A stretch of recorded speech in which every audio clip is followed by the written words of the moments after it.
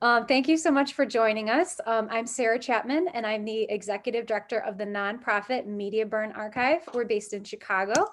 Media Burn collects, preserves, and distributes documentary videos produced by artists, activists, and community groups.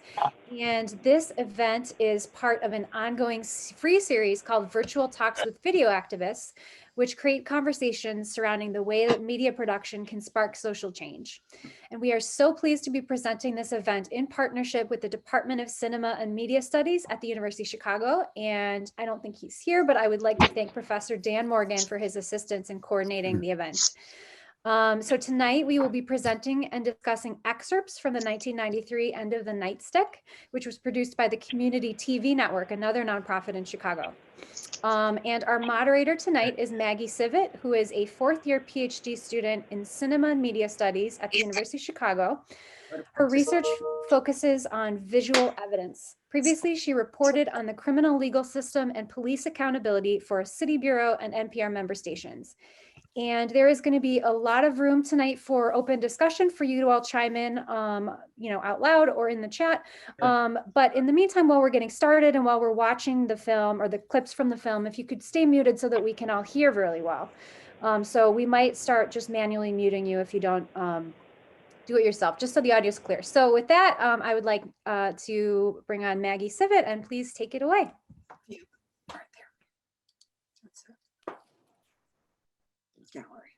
Great, thanks so much, Sarah. And sorry, I thought we were gonna look at the clips actually before I got started. Do you want me to just go ahead and start asking questions about the film or?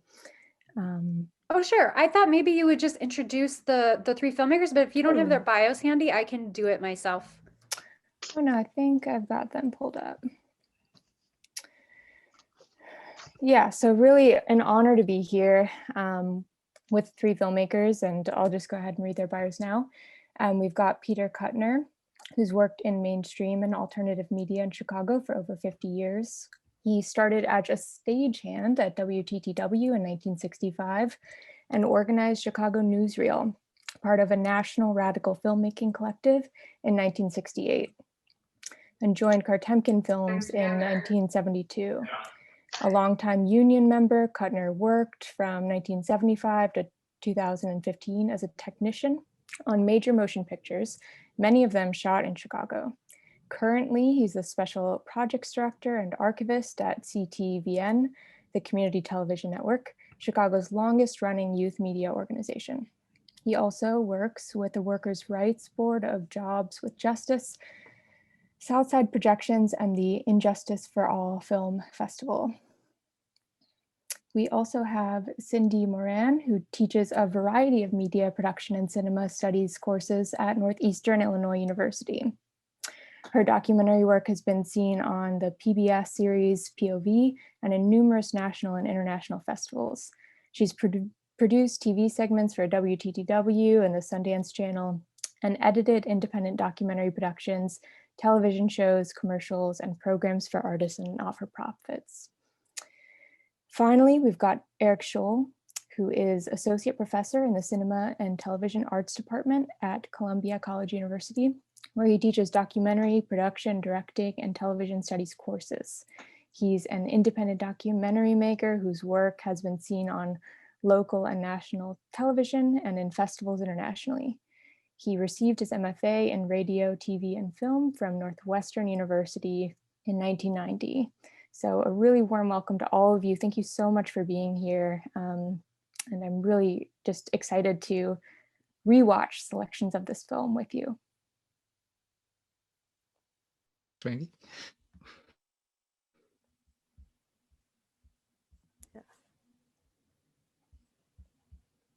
Okay, are we going to play the first clip, or did Eric, Cindy, or Peter want to say anything first?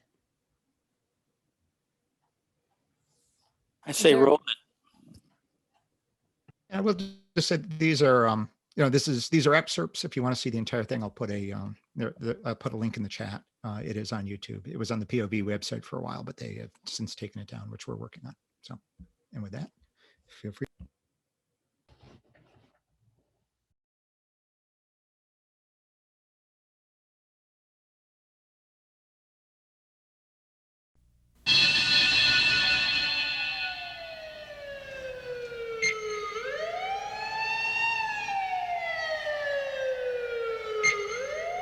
he was slapping the guy like in the head, and I said, well, you know that's illegal.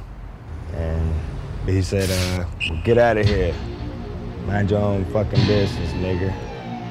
They slammed me against the wall and they had my hands behind my back, and he slapped me over my head with that flashlight they have. They was hitting me in the back of my head with a walkie-talkie, a blackjack, and the back of their gun handles. She hit me like on the side of the face, and she hit him like in the back of the head. And he waved to his other hand and he said, come here, smartass. And when I walked up to him, he whacked me with the pistol. One police officer had their feet on my back, holding me down while all the police officers was kicking me in my face. So he put it between his legs, took it out, cocked it, and put it up on my neck. He said, I'll shoot you in your fucking head. It makes you feel like if you're walking down the street, you could get attacked by a police officer at any time for any reason. And they can make up their own reasons. And the court's gonna believe them because they're police officers. Almost everybody I know have been harassed or beaten or, slapped around or just mistreated by the police.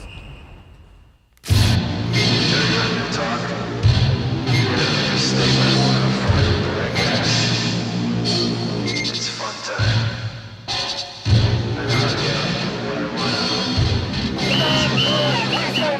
Police brutality has got to go! We say no! Police brutality has got to go! We say no! Police brutality has got to go! Over the past 8 years, in the city of Chicago, there has been a systematic violation of the human rights of African Americans who have been subjected to some of the most indignant conduct that any human being can visit upon another.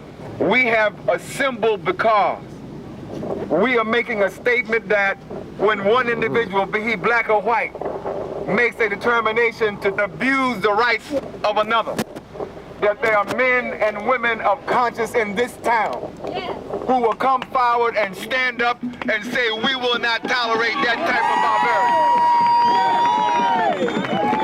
No justice, no peace. No justice, no peace. No justice, no peace. It's fun time. You guys talking to that motherfucker. This is what we got to do. It's like you guys talking. We're gonna fight with our gas. You guys talking to that motherfucker. Just like I'm afraid.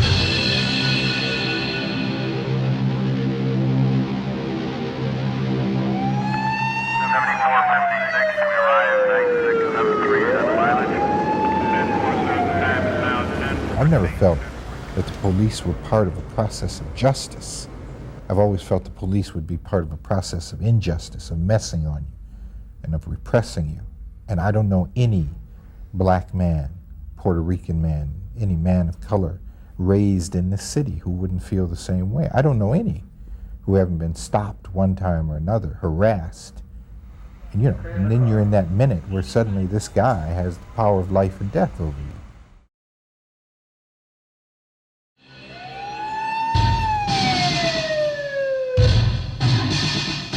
Good evening. Chicago police at this moment are scouring the city, trying to hunt down 3 suspects who are believed to be responsible for shooting 2 Chicago policemen this afternoon. One of the policemen is dead. The other is now in critical condition. Police detectives swarmed the scene at 81st and Morgan. An all-points bulletin was issued for 2 black gunmen driving a late-model brown Chevrolet Impala. Here's what's new tonight. Both Chicago policemen are dead.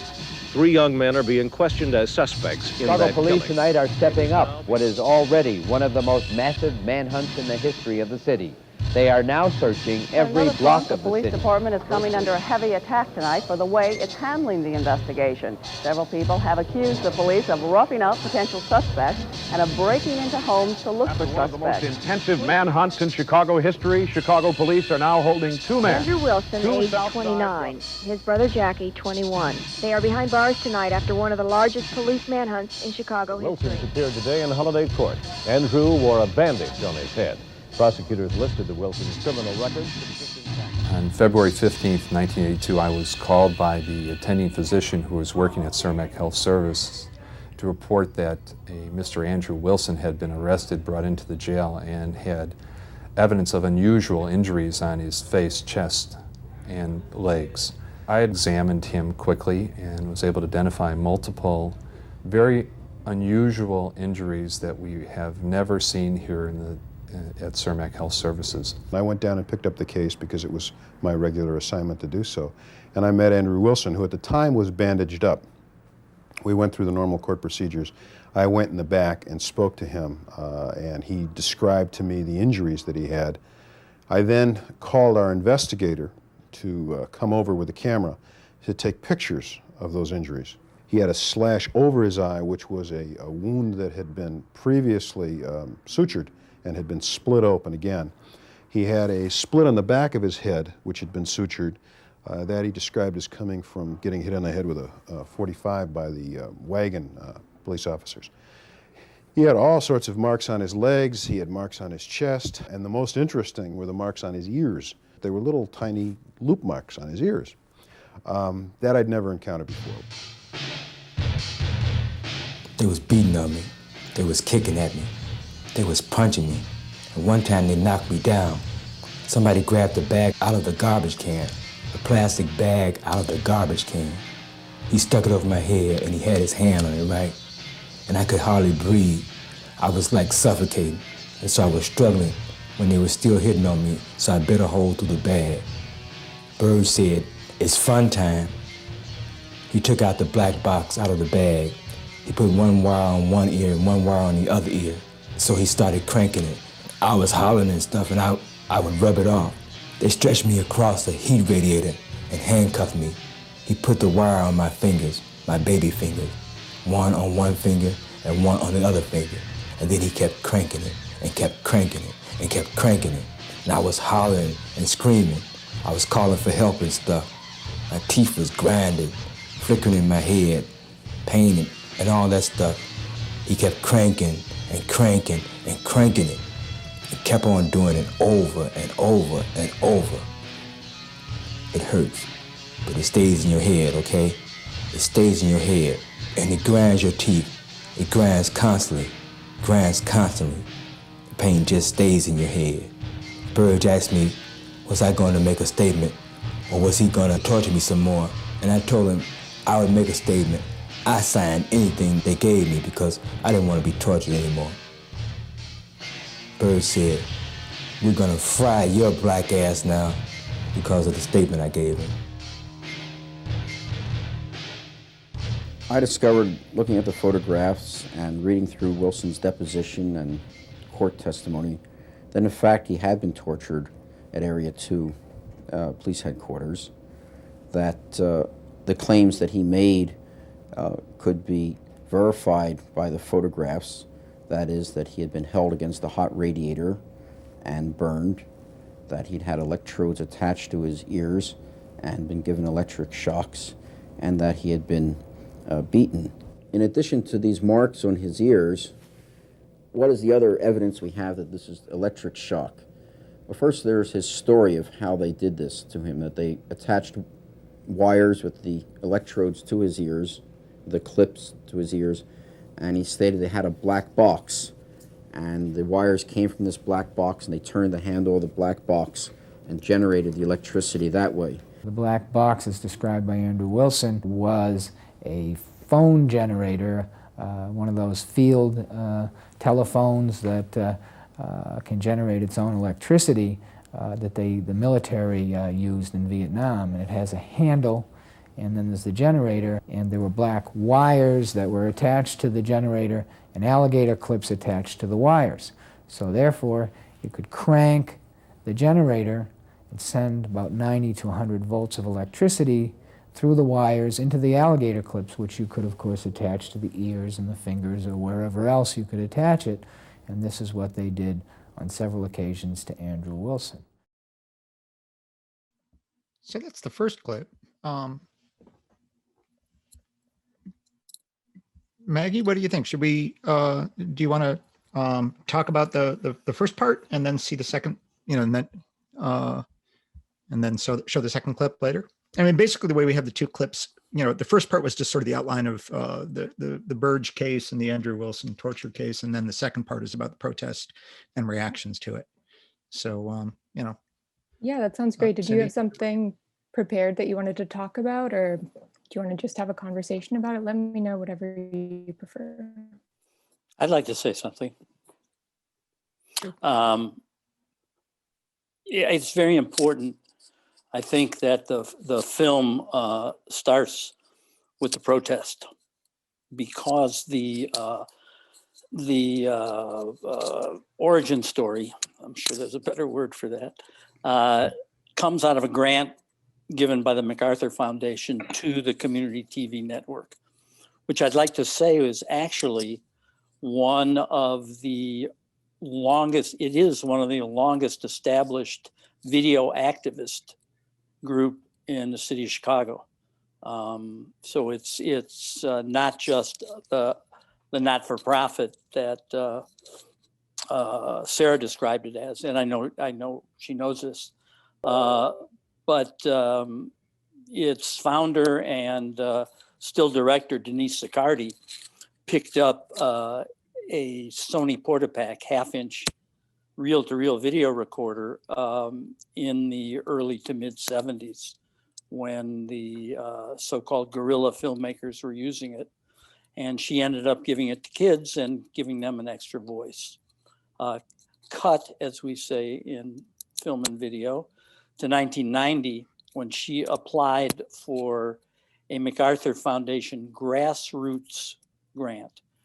At the time, that's something that MacArthur was very interested in, was grassroots organizing. And they were offering grants to filmmakers that would make films, or organizations that would make films of that kind of organizing. So at that point, I had been on and off the board of CTVN and never I'd worked with crews there. Denise called me and said, would you be interested in this project? And I was, and honestly knew very little about the John Burge case. What I did know was about community organizing. That my film work in the 60s had led me into political organizing and a number of organizations that were involved in the what's called the First Rainbow Coalition, led by the Illinois chapter of the Black Panther Party and Fred Hampton. And I was part of a group called Rising Up Angry, which was one of the many anti-racist groups, to use the words of today, talking to white people, in this case, young white people, working class, about the issues of race and class and sexism and the many isms of the time. In any event, so I was interested actually in making a film about community organizing. It was when I linked up with Eric and Cindy that I realized that if we didn't make a film about the horrors of the torture cases and police brutality, no one would be interested in watching the film. I'd like to actually see what they have to say about that, because I called them. I didn't know them at the time, and it turned out that they were already working on the film we were talking about. Yeah, and we thought that the thing that would make it go to the next level would be applying for some sort of grant to support it, and that's where MacArthur was a great thing. We worked with the organization, the task force, to write out the grant and get some funding for something that would be way beyond the budget that we were looking at. We were just out with task force members, just collecting stories, collecting oral history stories about police brutality and police violence, without just gathering those stories was really important to help build the case, because this was a time before police brutality was a recognized there was a lot of there was no recognition of this being an issue in a lot of cases. So the first part of the film, which we're not in these clips, but the very first part of the film was building a case that police brutality happens and that it's systematic, and then at the top level was torture. When we were starting this, we were getting a lot of, disbelief. And now I know that, now that it's something that people accept because they've seen it every day on a regular basis with everybody's cell phones, gathering incidents. But at the time it was, it was generally done in places with no witnesses and done without any video, obviously. So that was one of the things that, this was back at the beginning of the portable video, high 8 DV revolution. And that allowed us to be various places that would, let us document the organization against this this terrible issue, came very much out of the movement that Media Burn, and Tom Weinberg were part of, which was the small video format thing that that was done in the 90s TV show, we were very much inspired by a lot of that work in documenting organization. I'd also say, yeah, it's a very different for the younger folks in the audience. It was a very different time for collecting this kind of footage. Eric, were we shooting high 8 for this? I thought, weren't we shooting some of this on VHS-C? We were shooting some of it on VHS-C and then high 8 fairly soon after that. So there's a lot of different formats. But so when I started cracking up when Eric said budget, there was no budget. There was the fact that we owned a camera that we were using for schoolwork and worked at an editing house where we could use equipment and put stuff together. So the idea, as Eric was saying, was gather stories, gather some of the materials, and we weren't 100% sure where it was going to go, but we were collecting. And when we got to meet up with Peter and get some organization and direction onto the project. The task force that Eric mentioned was, and I'm gonna blow the actual name. It was a coalition of police watch groups, and it was the task force against police brutality and torture in Chicago, or something like that. But interestingly, at least to me, before I got involved, Denise and CTVN put a call out for proposals from the community, and she went to other activists that she knew, notably Gordon Quinn, the Quinn of Cartem Quinn, to read these proposals from the groups that had put in, and the task force was one of them. So we have, as all documentary filmmakers in Chicago and now the world, have Cartem Quinn to thank.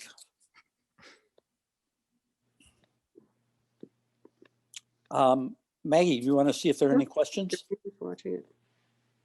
Sure, yeah. If anyone wants to jump in, please feel free to just write in the chat that you have a question, and we can direct it to you. But I do have some questions, but I'd love to, save them for after the second clip, if that works, and can just ask some of them at once. But if anyone wants to jump in right now about the clip that was shown, that would be great.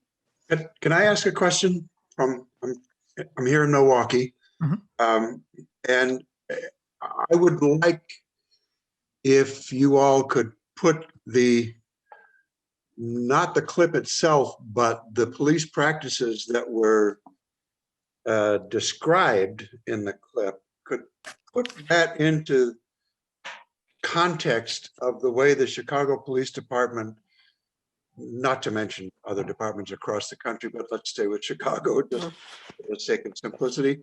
The way the Chicago Police Department had been working across the city for years in primarily, but not exclusively, in communities of color, and Black, Hispanic, Asian communities, and notably, because I had some experience with it, in poor Southern white communities. That is, the Chicago Police Department was a law unto itself, and they, no, wait a minute, I'm doing what I asked you to do. Would you all put it in context? That's absolutely true. Right? You said about them being a law unto themselves. They were generally referred to as the gang in blue at the time. And this John Burge was a major police commander who not only, was in charge of, Olive Area 2, but and was also involved in training of detectives at a high level, even after these allegations came out. And, and one of the things that comes up later in the film, one of the torture expert talks about how, other police departments in other parts of the country stopped doing this kind of thing long before Chicago did, in terms of using torture methods, things like, electric shock, what's called dry submarino, which is putting a bag over the head, usually with particulate matter in it, severe beatings, beatings that were done to not leave marks. So there would be no evidence, attaching to radiators, that sort of thing. And these things continued here long after they stopped other places. And also, some of the other things, we're actually making this into a possible podcast series or podcast episode. And I've been going through some of the old transcripts. Some of the stuff we weren't able to include were things like, just picking up people of color that were associated with a particular gang and dumping them, regular dump offs in areas, opposing gang areas, so that they would just beat the crap out of each other. That was standard procedure, picking up people for absolutely no reason, just to sort of let them fight it out. And just that was for also fun and control. You got it. And also to people who were not, one of the things that didn't make the final story were two African-American teenagers who were picked up after a Sox game and dumped in a white neighborhood, and they were beaten within an inch of their lives. Yeah. So, that would be their method of control. That would be Bridgeport. Yeah, it was Bridgeport, and that was the thing, is that initially it was like gathering all these stories, because I think there was this thought that if you collect enough and put enough out there, people would see and believe and hear it. We don't hear as many of those stories in the final piece, because it took a little bit of a different direction, but the pervasiveness and the use of all this stuff as control. You beat up one person, you're effectively getting the message out to lots more. I do think that comes through in this.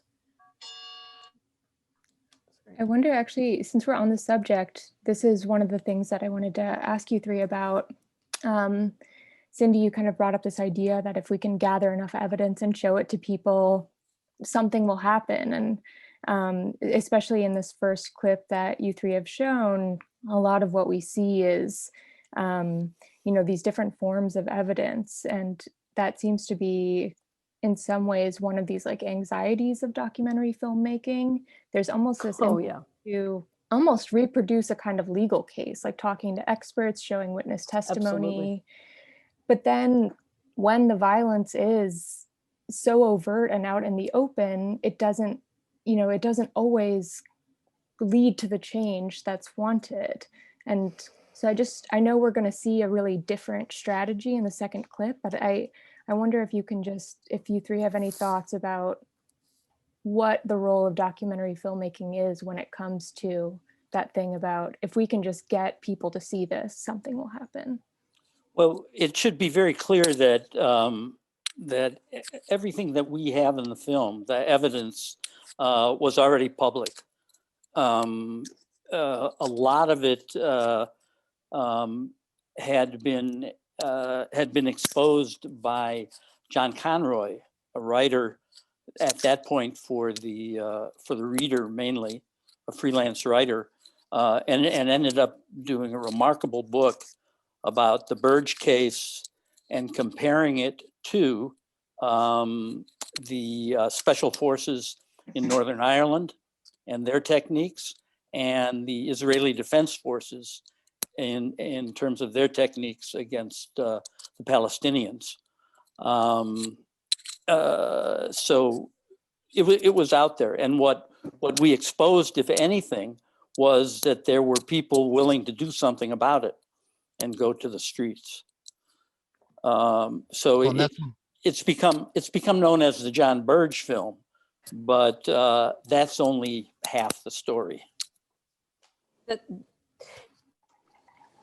A lot of this also ties back to, who are you making a piece for? Is it for the people that already know and understand the issues, or are you trying to convert people? And I think there was kind of a marriage of those. And I want to make sure I'm not, I want to make sure Eric and Peter are agreeing with this, but you know, it's the Burge story and having to bring that forward and make it visible in a way was about proving to people that this thing that was so hard was about proving to some people who wouldn't believe it, right? That existed. But then there was the whole community side, which was how can we connect this, or how are those already connected? Community activism and the big case, sure, but all the ordinary garden variety cases of brutality. How do you make it for that audience as well? You know, to inspire activism or celebrate activism or just document activism. Well, going transcripts also, I realize once I'm reminded again, just how media savvy a lot of the members of the task force were, which is, you know, which is how they ended up contacting us as, you know, media people. They were not just doing protests or the purpose of doing protests, but specifically geared to getting public attention to it on the media. You know, they targeted news media, they targeted timing of their press releases and their protests for times when there would be considerable media attention, because, as they said, you know, the media is fickle. You know, they'll go on a story for a couple of days, and then as soon as it gets cold, they'll lose interest. So one of the things that they were really good at was keeping the story in front of the news reporters and in front of the news media and cameras, so that it wouldn't go cold, so they wouldn't forget about it. You know, a one-off doesn't do anything. An active campaign of getting your point in front of news media is something that's much more effective. And they were good at realizing that and using it in very savvy ways that you know, that was I thought really effective.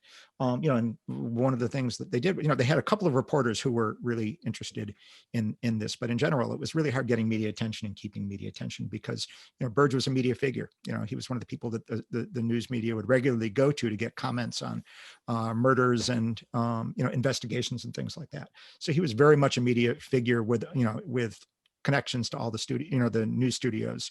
And so, you know, using that technique of getting in front of the cameras to give an alternative story, you know, that they weren't getting through official sources, was something that they were excellent at. I think I knew some of the task force from earlier, from the anti-war movement and the days around 1968, where I think we learned a lot.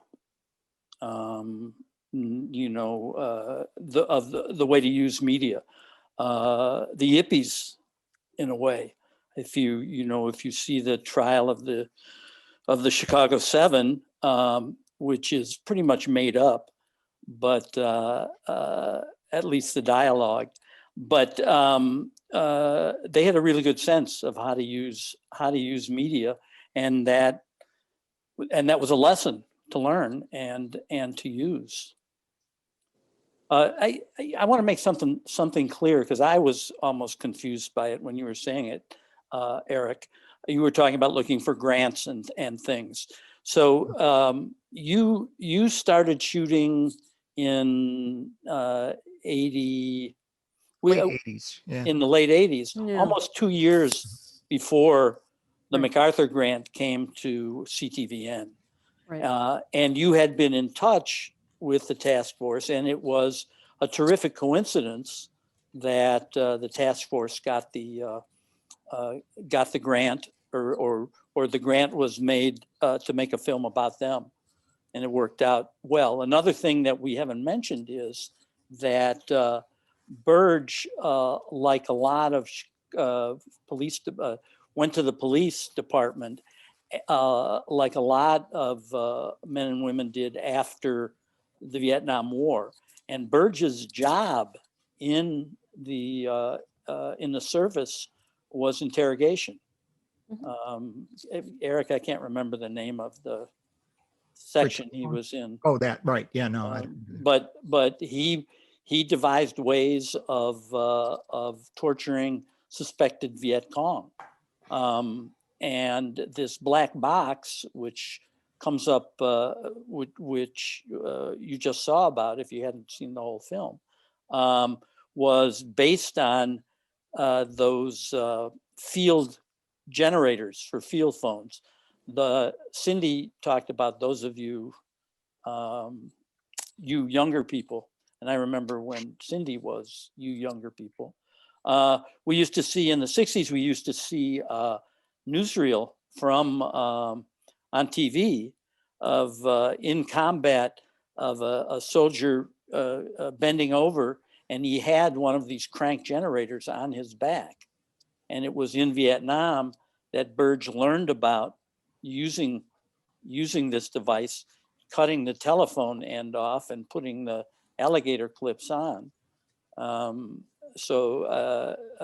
I don't know that he ever testified that was true, but it's assumed that that's where he got some of his techniques, torture devices and procedures. Well, and one of the big things that brought this to attention was an Amnesty International report that basically diagrammed, this pattern of torture. So would this be a good time to go to the second clip, which talks about reactions to it? Because that's, it totally relates to, the international scope and sharing of techniques across borders, unfortunately, on how to do enhanced interrogations, which has only become more relevant after the Iraq War and, Abu Ghraib, et cetera. It's almost like they have the same manual, instruction manual for how to do it. So. He handcuffed me real tight, as I said, and he cut my circulation off. He went out of the room and stayed, I guess, for about an hour. And he came back and tried to talk to me, asked me what could I tell him, about the robbery. I told him I couldn't tell you anything about the robbery. I don't know nothing about what you're talking about. And he said then that, oh, you're gonna play tough. So you will tell us before you leave here what we wanna know. So I've been known to get out of people's what I want. And then he went back out and got his little friend. This is when he said, oh, and his little friend came in and said, oh, it's fun time, huh? He said, yep. He played Russian roulette with me, first of all, with a big 44 Magnum. He took that out and took all the bullets out of it. And you'll see him play Russian roulette and spin it around and put it to my head and snapped it, click, 2 or 3 times. He got real upset and said, you will talk, you black motherfucker. You said, I'll make you talk or kill you in here one. So I still don't say it. So he, in anger, he rushed to the typewriter and grabbed the plastic cover off there and just crammed it down over my head, and it's like he was a madman. It's a little officer helping me. I was trying to get my arms out from behind the chair, but I couldn't do anything. And I passed out. And like I said, he gave me a breath of air, and I came to conscious. You ready to talk? And I said, I don't have anything to tell you still. So he'd do it again. The third time, out of the third time, that's when I told him, I said, I'll tell you whatever you want to know, man. Just don't do this no more. But he went out and got a piece of paper and came back and told me, you signed it, and I looked at it, and he said, well, if you don't sign it, you know what you said, we're going to take you back. You're going to tell us before we leave, but we want to know. It was a confession where I said that I did this or that, and I didn't say no such thing, but it was wrote up in his own words. What something they had, how they write out things, but it was wrote up in his own words, right? I signed it. To stop the torture. That's the only reason why I signed it. Burge beat me. He pulled out an electric box and shocked me on my testicles with the 2 prongs on it. Burge said he would blow my head off if I told him. Burge was in the room when they tried to get me to confess. They put plastic bags over my head. I passed out 3 times. Burge clipped the wires from the black box to my handcuffs. The shock knocked me across the floor. My jaws clenched and teeth ground from the pain. Handcuffed to the wall when Burge came into the room. He said it's fun time again. He showed me a wooden box with 2 wires attached. He said, this is what we got for niggas like you. He shot Burge pointed a gun at me and pulled the trigger, but the chamber was empty. Then they put a rope around my neck, like a noose. It cut up my throat. They beat me for a while. My pants down and shocked my balls. It made me bite my tongue and blood came out of my mouth. Burge told me that if I didn't talk, I wish I'd never set eyes on him. He then pulled down my pants, shocked me on my foot, my thighs, and my penis. When I still didn't talk, Burge pointed a gun at my head. He cocked it and said, I'm gonna blow your black head off. The result of the Andrew Wilson trials was the jury finding a de facto policy and practice of torture and abuse by Chicago police officers against persons suspected of killing or injuring a police officer. The jury, from which all blacks had been excluded, refused to award damages to Andrew Wilson. And so what we wanted to say was, what does this mean? What does it mean that a torturer has risen to the ranks of commander and now is being supported by the city of Chicago and by the court system as a whole? And so we said, we can't just sit silently by. And so what did we do? We took it to the streets.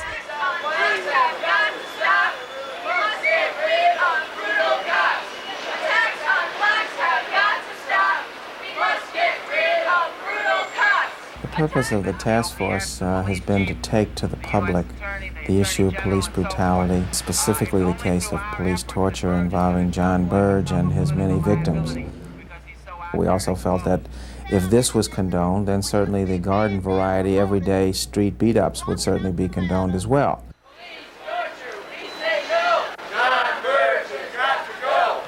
And I think the activities we've done have been to educate people about the existence of torture by police in Chicago, and then to try to build a militant position around that, a position of confrontation with City Council, with the mayor, at City Hall, and a position that required them to deal with it. We had prevailed upon some people in the City Council to bring a motion before the City Council calling for a real city investigation into the allegations against John Burge, since the civil suits had not settled the question at all. On the council, Alderman Ed Burke had paid out upwards of $1 million in city money for lawyers to defend Burge, and he was killing the motion in his finance committee, so we decided that the only way to get any action would be to interrupt the city council meeting and shout at them about Burge and about police torture. City Council, we say no! Listen, Burge has got to go! City Council, we say no! Police torture has got to go! I've never seen such a quick, strong example of political action at work. Basically, we were told if we would not publicly come there and protest, we would get the hearings we want. So all the work that had been done beforehand, the petitioning, the lobbying, the public information, had it not been for the public disruption, the threat of confrontation, those hearings would never have happened. Alderman Burke reluctantly granted us hearings. He did it on Christmas Eve, I think, thinking that nobody would come. It sort of backfired since it was a slow news night. We put on evidence. Flint Taylor testified, Kirshner testified, and it made the media. Andrew Wilson was electronically shocked and burned, tortured or beat blacks and Hispanics. We want something done.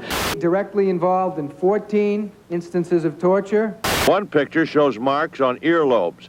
We don't have any authority here to do that. An electric charge up to 100 volts. Incredibly barbaric. Shortly after the City Council hearings, Amnesty International, an international human rights organization, publicly released a report calling the world's attention to allegations of torture by Chicago police officers. The task force felt that that was critical, that made it much more of a public issue. So we held a press conference in which we talked about that report, showed the black box, and I think that did get a great deal of publicity, and I think that generally legitimatized the campaign that there was substantial evidence of torture by Chicago police. We tried the OPS, we tried the police board, we tried the Attorney General, we tried everybody we could get in Chicago. We had to go to London to Amnesty International, a human rights organization, to get this paid attention to. Racist cops have got to go. Hey, hey. Ho, ho. Racist cops have got to go. Hey, hey. Ho, ho. Racist cops have got to go. Racist cops have got to go. A la guerra popular. Esta lucha va a llegar. A la guerra popular. Racist, sexist, anti-gay. Danny and Burge, go away. Racist, sexist, anti-gay. Danny and Burge, go away. Racist, sexist, anti-gay. Danny and Burge, go away. Here's the man at the top, and he stands there with his arms around John Burge and says it's okay. He says the allegations against Burge don't amount to anything. It's okay to torture young black men in the city of Chicago.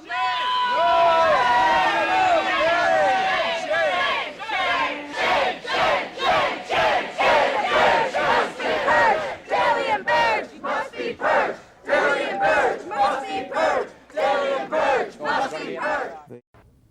know if it was naive of members of the task force, but unfortunately, we had this idea that once this evidence, overwhelming as it is, came out, we thought that all we had to do was reveal the truth and people would come around and change their mind about Burge. And unfortunately, that's not what happened. Quite the contrary. They find that there's a sustained finding of torture against a man, and what happens? About 2,000 to 3,000 white police officers come out and celebrate it. And we thought this was an outrage, a moral outrage, and we decided to hold a counter demonstration. Burge tortures blacks, the police throw a party. Burge tortures blacks, the police throw a party. Burge tortures blacks, the police throw a party. And rather than coming out and finally saying, uh-oh, we've got to change our policy, rather than the city taking that kind of position or the Fraternal Order of Police, no, they rallied for him and in support of him. And in support, we think, to continue those kinds of racist policies. Police and police supporters across the country have rallied to the defense of Burge, a decorated police officer and Vietnam veteran. It's a waste of time, it's a waste of taxpayers' money, and it's an insult to the law enforcement. And what they're doing is trying to neutralize good law enforcement in the city of Chicago. Burge declined our attempts to interview him about his case. At a fundraiser for him earlier this year, he only lamented the process. It's only 10 years. Started February the 9th, 1982. Hopefully it'll be over with soon. It's now December 1992, 9 months after the hearings were completed, and we have no decision by the police board. One of the reasons we think they've been delaying is in April of '92, the Rodney King verdict came out and there were riots in Los Angeles. We think the police board doesn't want to have a similar response if they reinstate John Burge in Chicago.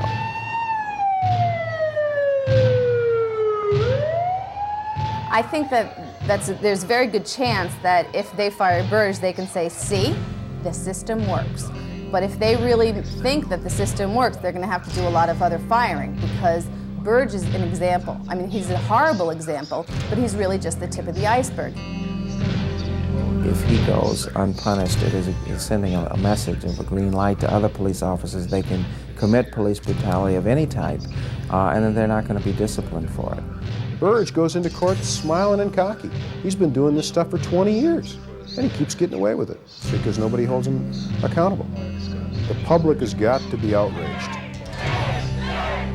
I think it's important for the community to organize, to educate, to agitate, to do things like get John Burge off the force. But I don't think that that's the end all. I don't think that that's the answer. I don't think that's a panacea. I don't think because we don't have John Burge on the police force, we have liberation. Okay.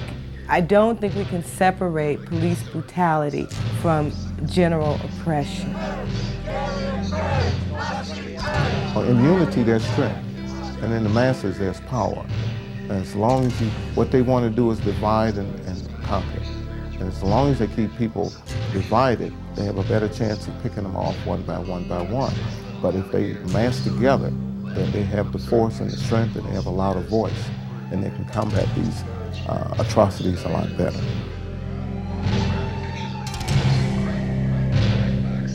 That we made it clear we were going to be there publicly confronting officials until something happened around Burge. We were going to keep it in their face. We were going to embarrass them with it.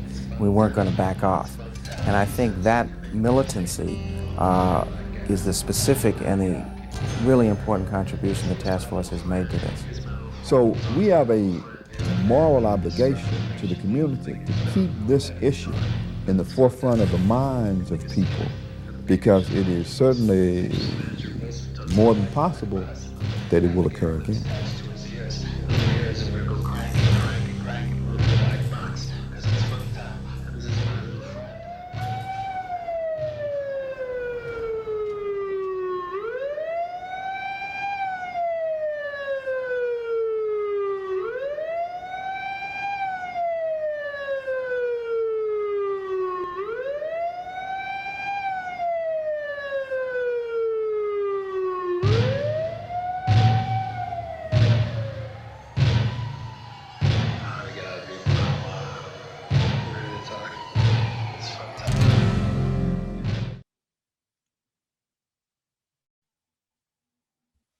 Thank you so much for showing that. I have one question I'd love to ask following that, unless you had something, Eric, you wanted to say first.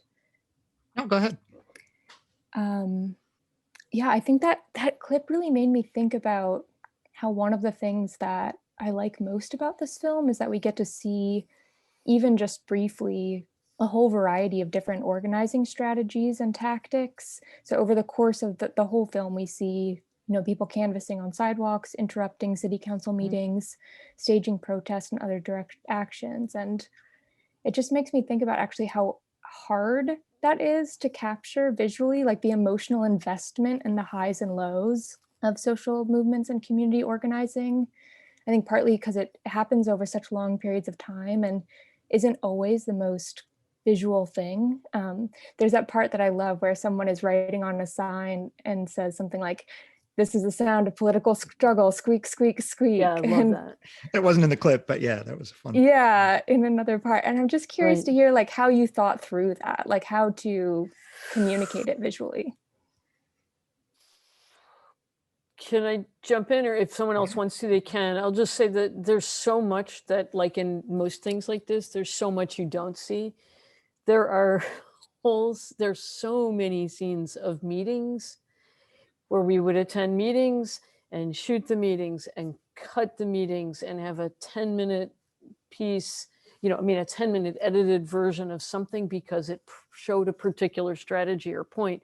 All of the stuff with the theater group, Eric, with John Cusack and what's the Italian theater style? Commedia dell'arte. Commedia dell'arte. Yeah, this whole long chunk that isn't there. I mean, and honestly, this was the work of the organizers, what they were doing. So we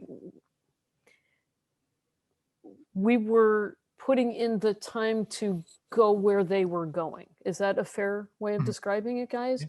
Go to every protest, go to as many things as we could. Sometimes we'd kind of think maybe we don't have to go shoot this meeting, or maybe we should, but that's the struggle. They were nonstop, and presenting stuff at conferences and doing all this stuff. And I do like the inclusion of the lesson of, geez, we did all this stuff and it's this disruption that opened one door, right? I'm glad that we decided to keep in, which we don't have in the clip, but in the film, and I hope everybody takes time to watch the whole film. But we went to one of their planning meetings, a strategy meeting. Or actually, I think they were bringing their ideas to another group, and I'm glad that's in there because I don't think it's enough. And I mean, in my experience in making political films or propaganda, even it's not enough to just show the problem. You either have to suggest ways of solving it, or even better, show people who are actually solving it. We finished shooting the film before anything had happened to Burge. And the first disciplinary action was that he was thrown off the police force. And in fact, that didn't happen when we had first released the film. Is that correct? Correct, yeah. That's correct, isn't it? Yeah, we did an update. The first iteration. We did an update. It's been updated a couple of times. And then we did the second update about him doing the time for lying that he hadn't tortured. And I want to comment on something that you said, Cindy, about so much that you leave out. Another hero in this story that we don't see is Mark Clemens, who's with us tonight, who mentions that we didn't do enough with the crawl and the statements, that there were, he says, and I think he's right, 184 more depositions that we could have read from. Anyway, you can't do it all. Well, he also mentions that there were 34 people, implicated in using torture techniques in the Chicago Police Department. And, we mentioned, it's mostly focusing on Burge, but we wanted it to be clear that that's, what you get rid of one person and that's not fixing the problem. And, even two other people who were charged with him, Boy and Euclides, or excuse me, Euclides and O'Hara, nothing happened to them. So, this is the kind of thing where they can easily say, as Mariel the Nasty said, one bad apple. To get rid of one bad apple and the problem solved. And we wanted to make it clear that that was not the case, and that this is an ongoing struggle. And the fact that we're showing this, close to 30 years later, shows that it's still very much an issue. I wish this piece had a very short shelf life, but it doesn't. So. Unfortunately, it's interesting that we basically thought that we were making a movie about police brutality.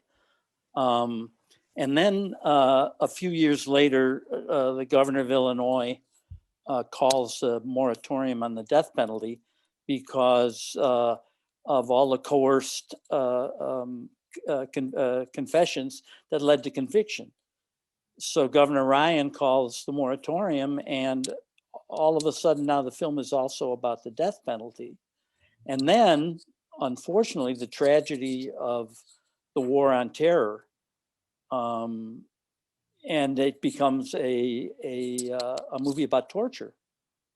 And from that time on, as you mentioned earlier, you cannot look at any medium anymore and not see something every day. There is one article, there's one piece at least about torture, which actually leads me to a film that will be, I put it in the chat, a film called, help me somebody, Bob Hercules, help me.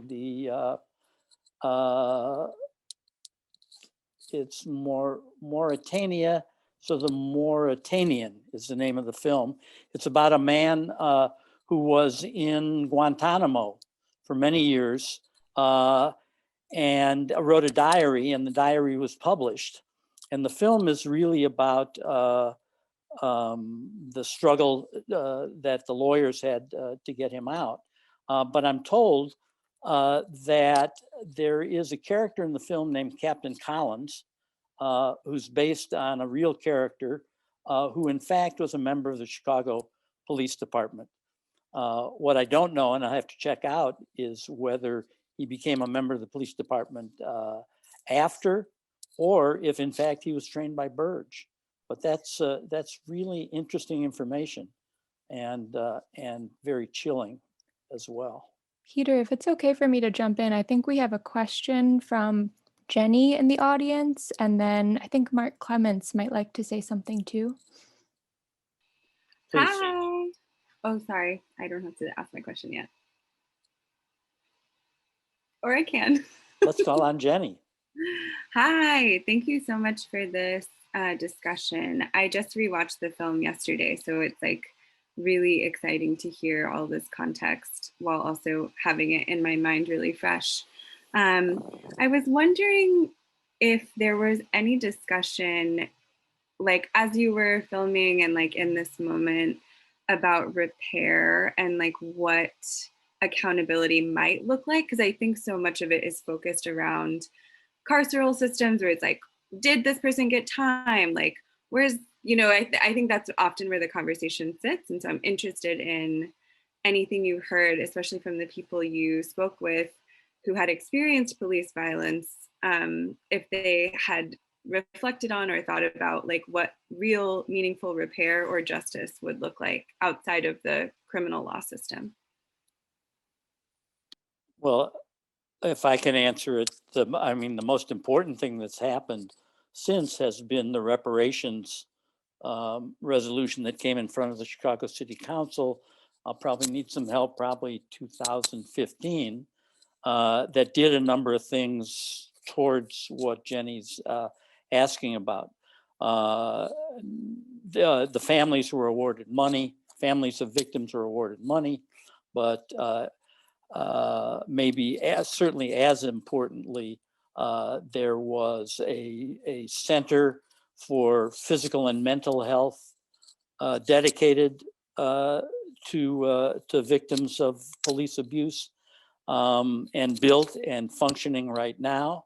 And it was moved to teach this in the Chicago public school systems in the 8th grade and the sophomore year of high school. And there's a curriculum made up for it.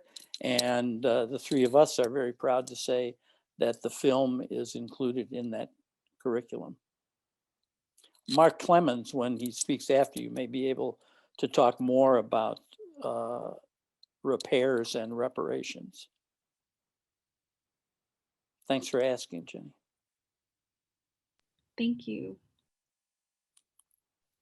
Jenny's going to be the first subscriber to the podcast. I know this from the chat. That's cool. Yeah, Mark, would you be interested in coming on and saying something if you'd like? Yep, I do it every day of my life. And I see someone put Richard Zuley. Yes, he was a clown too. Thank you, each and every individual. And the reason I say that is there were lots of children jammed. And when I speak of jam, meaning convicted, sentenced to die behind prison walls. I received 4 counts of natural life. I was called the worst of the worst. No one wanted to hear what took place. I had 2 public defenders, one with 1 year of experience, the other one with a year and a half of experience. Today, I work for the Chicago Torture Justice Center. So that treatment and speaking before young children and trying to get the word out. The medical, no. It's still work to be done. And one of the greatest victories, in my opinion, is not torture reparations, but watching Jackie Wilson walk out of prison after 36 years of his life, the brother of Andrew Wilson. Andrew, unfortunately, he died. He died at the Menard Correctional Facility. But serving 28 years of my life and coming out in 2009, what I seen was many people stuck inside of prisons and they were abandoned.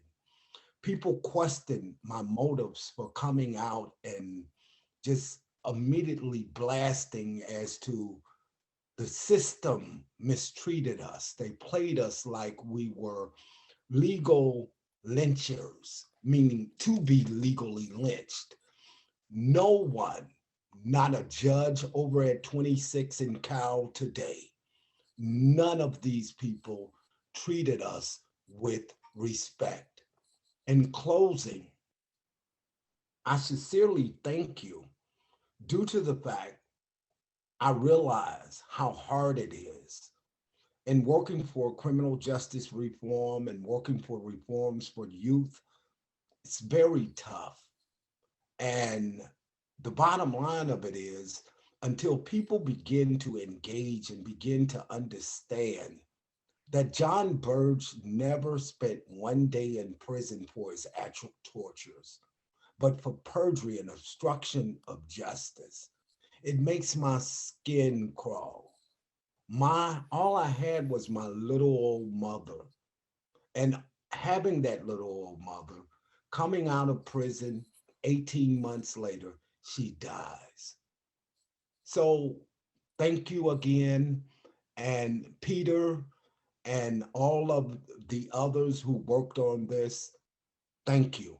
It was a start. It was the start that we need.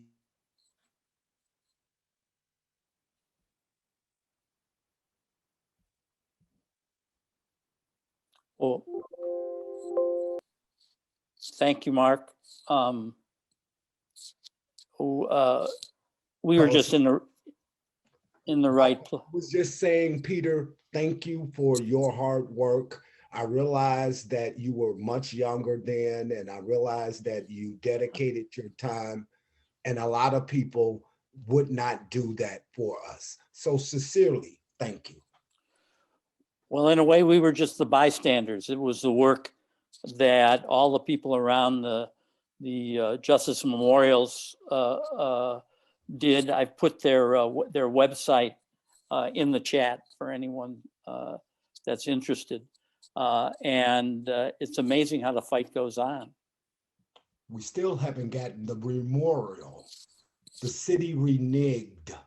So that's something that people need to understand. The $100,000 was an insult as to what was given to the torture survivors. 57 of them, by the way, all of them are broke or living in the streets. Also, I should point out, thank you, Mark, for mentioning Jackie Wilson, who was on December 18th, was actually declared innocent by a judge. So he spent 28 years in prison, and was basically his innocence was finally acknowledged by the court, and the fact that his confession was tortured out of him. So it's justice very late, but that shows just the impact of this. Well, I should also mention another film that's in production right now, tells the rest of the story and picks up around the time I think that Burge was actually in jail and still alive, and had remarkably was allowed into the courthouse, into the courtroom, to film the Andrew Wilson trial. I mean, the Jackie Wilson trial. I think at the working name for it is Area 2, I believe. But we look forward to seeing that sometime.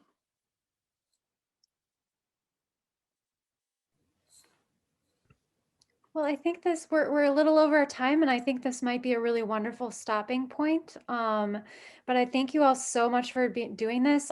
Thank you so much to Maggie for all of your preparation and wonderful questions. And thank you so much to Peter and Cindy and Eric for sharing your film with us. Thank you to Levi for handing all the tech.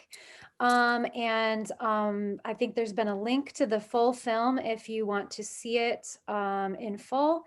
And thank you to Denise Siccardi, part of the founder of CTVN, for producing this film. And yeah, please join us in 2 weeks. We're going to have filmmaker Franklin Lopez, a radical activist filmmaker. So thank you and good night.